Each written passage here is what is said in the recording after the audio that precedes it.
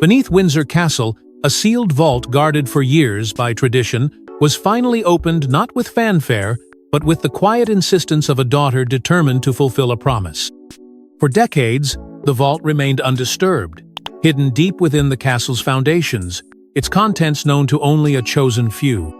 Now, with Queen Elizabeth gone and the monarchy in flux, the key to this mysterious chamber resurfaced in the hands of the one royal most devoted to truth over protocol, Princess Anne. But what lay behind the steel door was far more than artifacts or forgotten heirlooms. It was a document folded neatly, sealed in wax, and marked only with the Queen's personal crest.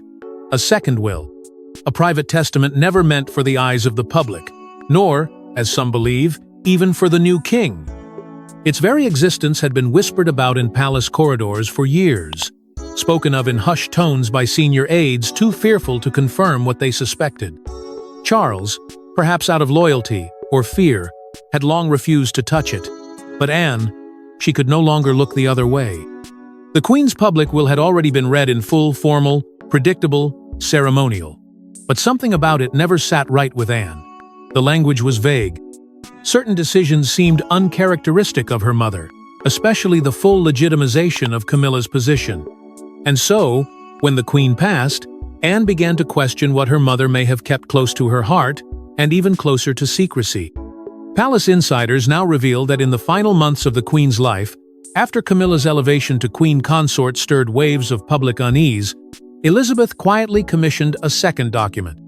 This one was handwritten, emotionally raw, and explicitly clear about her true wishes. It was not addressed to the crown, it was entrusted to Anne.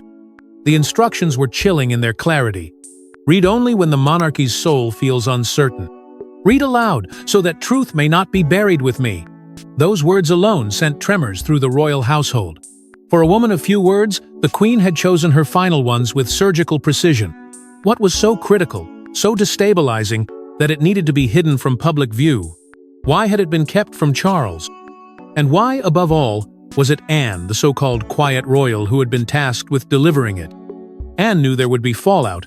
Reading it meant breaking every rule of royal discretion, defying the new king's authority, and placing herself directly in Camilla's crosshairs.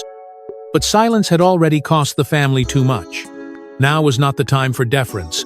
Now was the time for truth. As Anne stood in the center of the royal chamber, Queen Elizabeth's sealed letter in hand, a hush fell over the room. Camilla sat upright, her expression unreadable, flanked by Charles and senior advisors. The moment had arrived, and with it, the weight of history itself.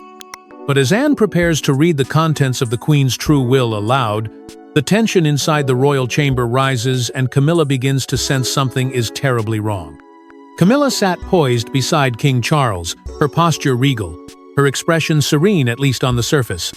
The ceremony, she believed, would be nothing more than a symbolic gesture, a routine honoring of Queen Elizabeth's private wishes, a quiet moment shared behind palace doors. She had come dressed for dignity, prepared for gracious acceptance, fully expecting her name to feature prominently in the Queen's final words. Why wouldn't it? After all, had she not endured decades of scrutiny, vilification, and tireless rehabilitation to claim her place as Queen Consort? Had she not stood by Charles through scandal, rejection, and ultimate redemption in the public eye? Everything about this day, in Camilla's mind, was meant to affirm the journey she had fought so hard to complete. But as Anne took her place at the center of the chamber, the room shifted. Not in sound or movement, but in energy. Something was wrong.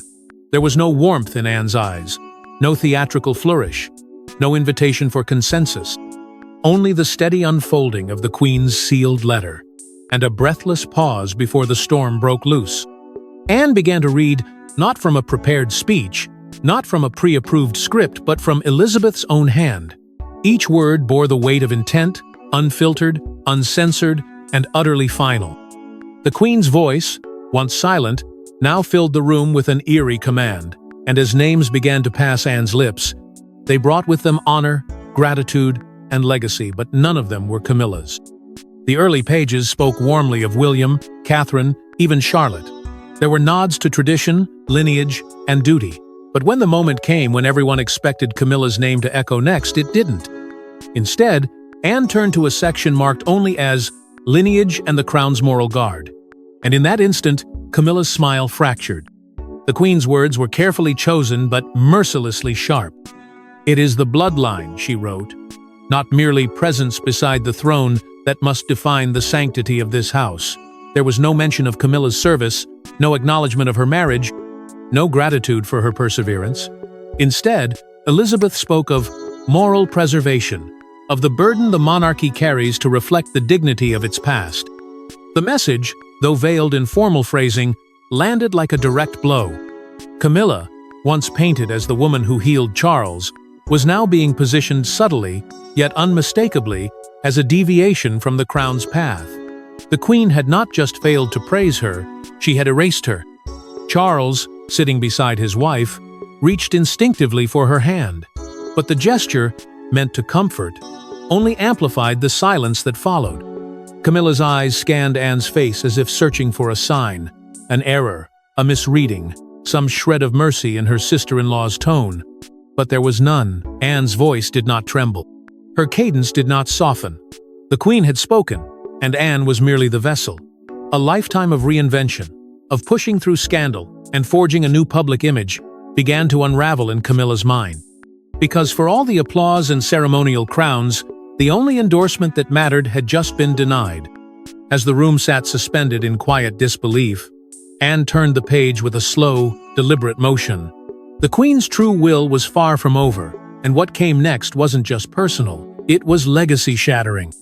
And everyone knew the next name she would read would change the fate of the monarchy itself.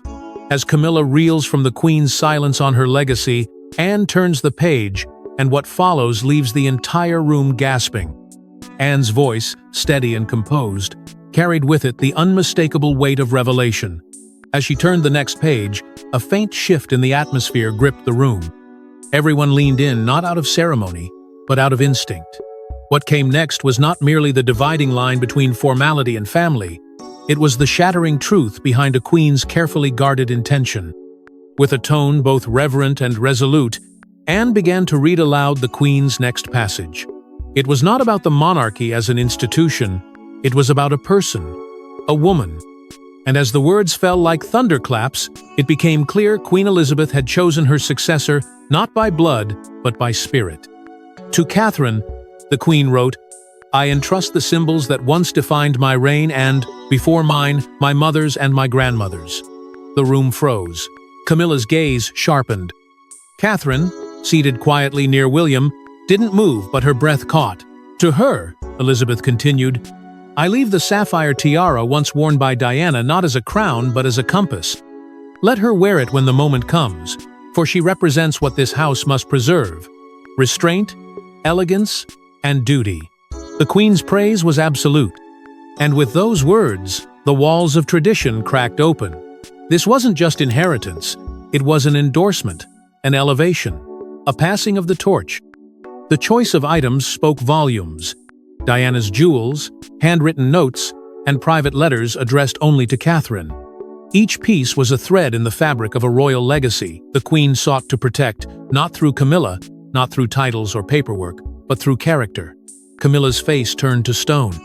The same words once used to describe Diana, graceful, devoted, dignified, were now being laid upon Catherine, while Camilla, for all her years of public redemption, sat eclipsed in silence. The queen had spoken from the grave, and her verdict was unmistakable. Camilla was never meant to reign. She was tolerated, not treasured, included, not embraced. There had long been rumors that the queen had reservations about Camilla's ascent, but none could have predicted the bluntness of this passage. "The future," the queen wrote, "is not merely a continuation of bloodline, but a return to values long lost in ambition." Catherine wasn't just being entrusted with heirlooms. She was being handed the monarchy's moral backbone.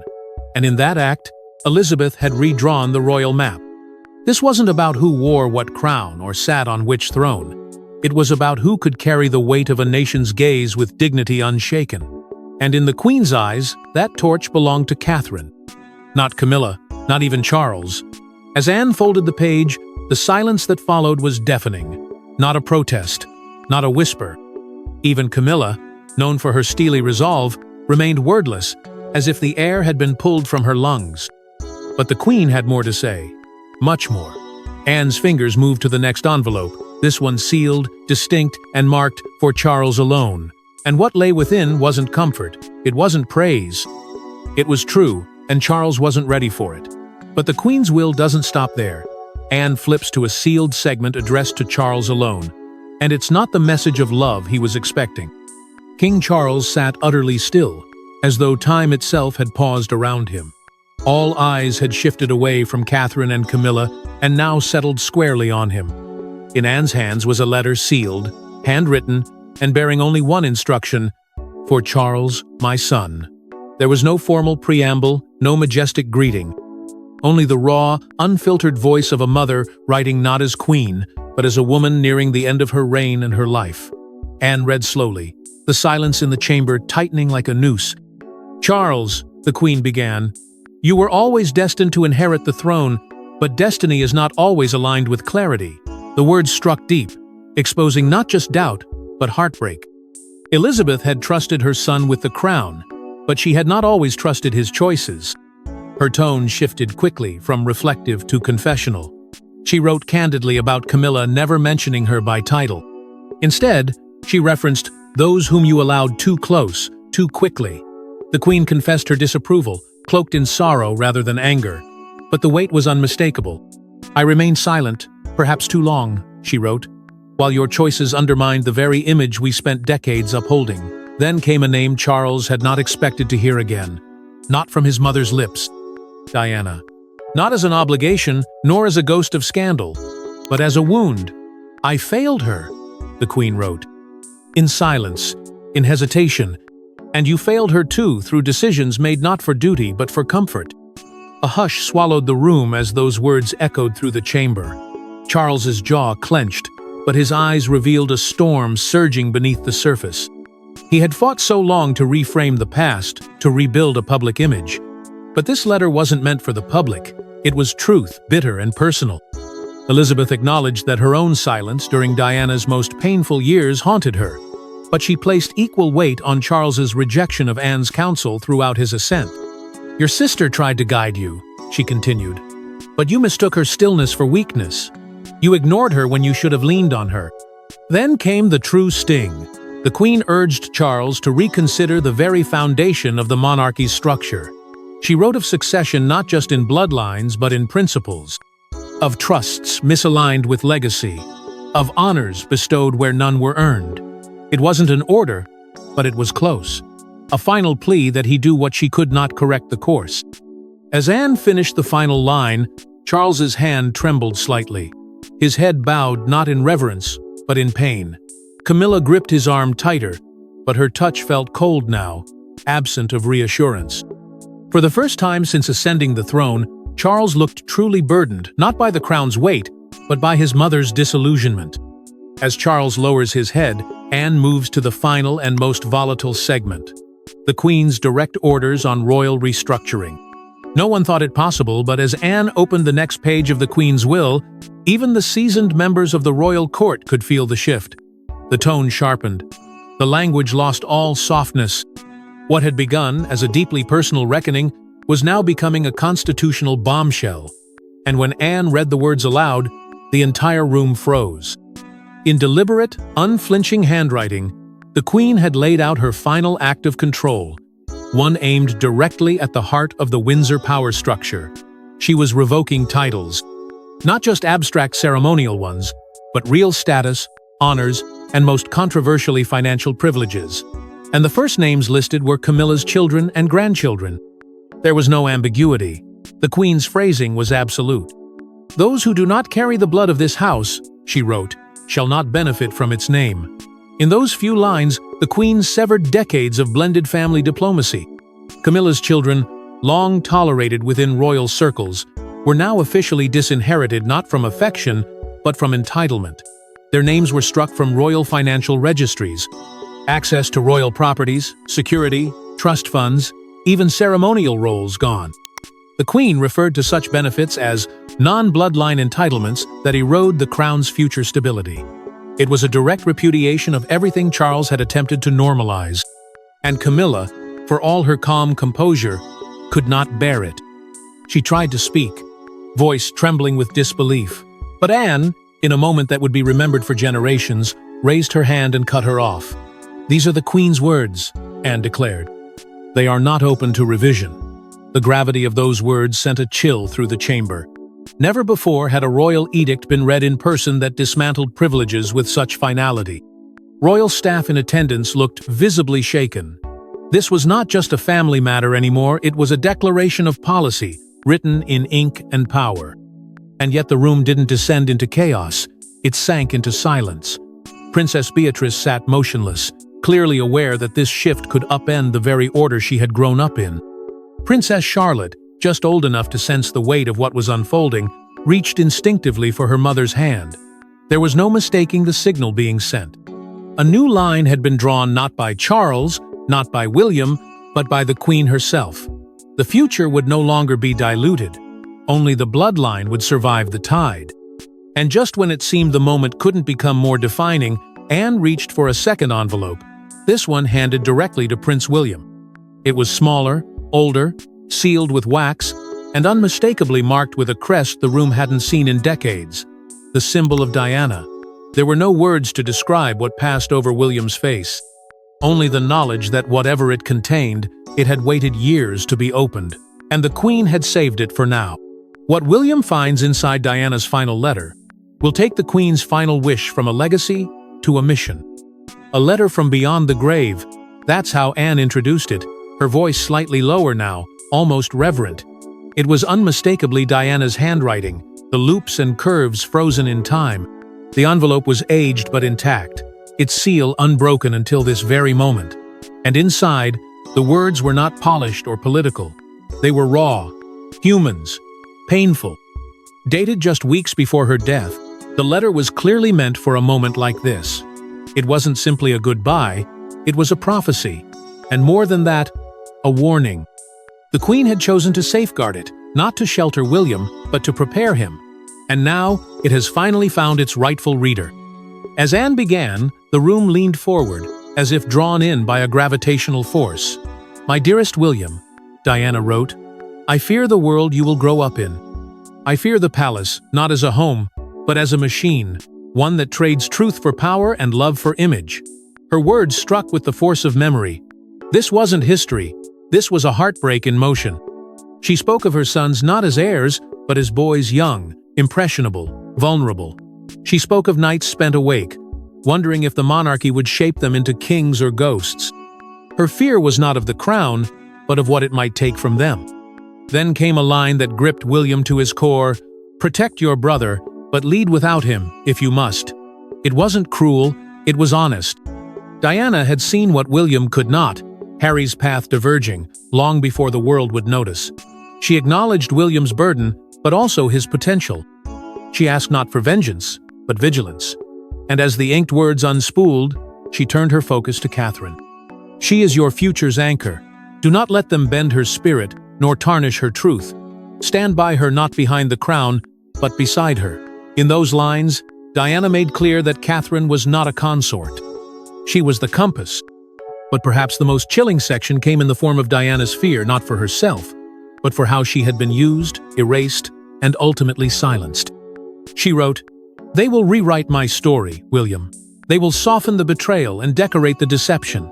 Do not let that become your legacy." Her tone was sorrowful but defiant. She mentioned Camilla not by name, but through implication, of shadows that gained power through patience, of wounds reopened by smiles that were never truly remorseful. As the final words were read, William said nothing. He didn't have to. His eyes, wet with tears, said everything. This wasn't just his mother's voice, it was his mission. His purpose had just changed, and the Queen had known it would. She had placed the letter in her private vault, ensuring it would only be opened when the monarchy reached a crossroads.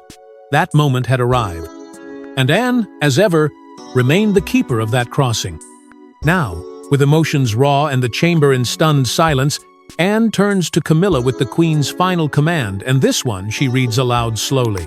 In a voice filled with restrained fury, Anne read the words that would reshape the monarchy forever. These weren't reflections. They weren't gentle farewells or cryptic sentiments. They were ordered final and absolute.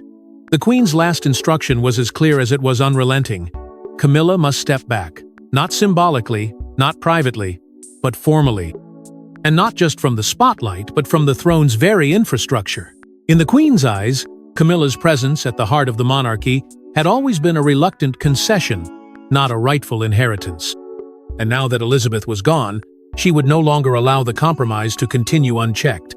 The Queen declared, without apology, that Camilla's role was to have ended with Elizabeth's reign. It was a gesture of unity, she wrote, not an endorsement of rule. With that, she revealed her greatest unspoken fear, that Camilla's influence, once tolerated in silence, might one day shape the monarchy in ways that would fracture it from the inside. She described Camilla not as a villain, but as a threat, a potential corrupter of lineage, loyalty, and legacy. The words cut deep, especially with Charles seated only feet away, his silence betraying a man caught between crown and conscience. The instructions were unyielding. Camilla was to be removed from all future succession references. Her name was to be excluded from royal vault access, ceremonial precedence, and historical titles granted beyond marriage. The Queen even listed specific events where Camilla's attendance would be deemed inappropriate moving forward. Anne's delivery of these mandates was coldly precise. She did not elaborate. She did not editorialize. She allowed the Queen's words to hit with full force, sentence by sentence, blow by blow, and when she reached the final line, the impact was devastating. Her presence was tolerated, not ordained. Camilla stood slowly, as if the ground itself had betrayed her. Her body trembled not in grief, but in disbelief. She had endured decades of scrutiny, clung to Charles through disgrace and rehabilitation, and rose to the title of Queen Consort through sheer survival. But none of that mattered now. The one woman whose approval she had never truly earned had spoken from the grave and stripped her down to nothing more than a tolerated guest in a house not built for her. Charles said nothing. Not a word of defense. Not even a glance. The king remained motionless, his silence speaking volumes. And that silence was louder than any protest Camilla could offer. The will closed with one final declaration. "May this restore the dignity of our house." With that, Anne shut the document, and a tremor rippled through the royal lineage. Titles had been shattered, legacies redefined, and the ghost of a queen now stood taller than the throne itself. Camilla's place had not just been challenged, it had been erased. But before Camilla can speak or storm out, something unexpected happens. Charlotte rises from her seat, holding a gift left by the Queen herself. As the dust settles, a young voice pierces the tension, with the room still echoing from the Queen's final command, and Camilla standing hollow in the aftermath of her undoing. It is not a monarch, nor a matriarch, but a child who rises. Princess Charlotte, small yet composed, steps forward with a quiet resolve that hushes even the most seasoned royals. In her hands is a box, one of the few items removed from the Queen's private vault that had not yet been addressed. Its contents, unknown to all, were entrusted to be opened not by the reigning king or the Queen's own children, but by the next generation. And now, with trembling fingers but steady eyes, Charlotte lifts the lid. Inside lies a sapphire brooch, deep blue, untouched by time, preserved in a velvet cradle. It had belonged to Queen Victoria, passed down only through the hands of women who had shaped the monarchy through grace, intellect, and indomitable spirit. The brooch had not been worn in public for nearly a century, until now. Attached to it was a single note, penned in the Queen's hand. For the day you take your first step forward. No signature, no instruction, just a blessing disguised as a prophecy. And in that instant, everyone understood. This was not a token of affection, it was a declaration of trust. The Queen had seen something in Charlotte, a reflection of the firm, quiet dignity she had once carried herself. A flicker of the same wisdom that had eluded so many crowned heads before her. The message couldn't be clearer. The future of the monarchy did not rest solely in the crown atop a man's head, but in the poise of a girl raised on integrity. Charlotte was not being named a ruler. She was being named a foundation, a matriarch in the making. And in her hands, that brooch shined not as jewelry, but as destiny. The symbolic weight of the moment was unbearable for some. Camilla, still reeling from her formal removal, saw in Charlotte what she had spent a lifetime trying to become and failed. She had clawed her way into a place that would never truly belong to her.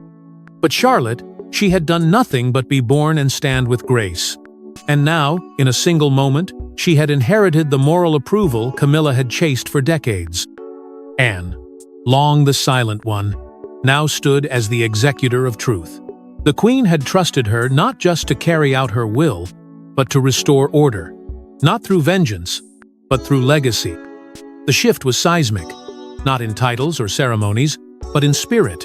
A new order had been born not through blood, but through character, one that would define not just who sits on the throne, but who embodies it. And as Charlotte held that brooch against her chest, the room no longer saw a little girl. They saw the future. But as Charlotte clutches the brooch and Anne steps away, one last twist remains. The Queen left one envelope unopened, and it bears no name. A single envelope has no name, no seal. Its paper is older than the rest, yellowed at the edges, as though it had waited longer than it should have. Anne hesitates. Everything read so far had been marked for someone: Charles, William, even Charlotte.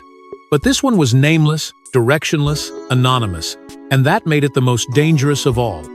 She opens it cautiously, her hands no longer steady. What she reads stops her breath. It is not a message meant to comfort, nor to command. It is a warning, not to a person but to a person. The Queen's final letter, stripped of titles, formalities, or ceremony, speaks directly to the soul of the nation she served. And it begins with a phrase that chills the room: there are false monarchs, and there are silent watchers. No context, no explanation, just a haunting declaration that sets the tone for what follows. The Queen speaks of threats not external, not foreign, but within. She hints at those who wear crowns in shadow, who influence without being named, who pull threads behind veils of tradition and protocol. She writes of decisions made not for duty but for survival, of power retained by those who were never asked to earn it. The language is cryptic, almost poetic, but the implication is clear. The monarchy's greatest danger is not rebellion from without, but rot from within. Her words turn prophetic, even apocalyptic. The house, she writes, must evolve, or it will perish not from revolution, but from irrelevance. It is a statement not of despair, but of clarity. The Queen had seen what others refused to acknowledge. That blind allegiance to tradition without truth would bury the crown faster than any scandal ever could. She speaks of ambition, how it creeps in quietly, dressed as loyalty, fed by silence. She names no one, but everyone feels it. Camilla, Charles, the courtiers, even Anne. No one is spared the weight of those words. Then comes the heart of the message, a plea, or perhaps a demand. Do not repeat the sins of ambition. Do not silence the voices of grief. That line strikes like a thunderclap. The Queen is calling out what the institution buried. Diana's cries, Harry's exodus, the quiet ache in Catherine's eyes, the weight Anne carried in silence for decades. Grief, when ignored, becomes poison. And the Queen, in her final act, refuses to let the monarchy hide from it any longer. Anne reads the final line slowly, her voice breaking for the first time. The people watching now lead them, or lose them. No signature, no date, just a final sentence, hanging heavy in the air. Around her, the royal family sits in a silence they've never known. Not out of ceremony, but out of fear, out of awe. For once, they are not debating succession or protocol. They are facing something far greater, the weight of accountability. The throne is no longer just inherited, it is earned. And with that, the Queen's true will closes not with a crown but with a challenge and a legacy forever rewritten. Thanks for watching. Don't forget to like and subscribe, and we will see you in the next one.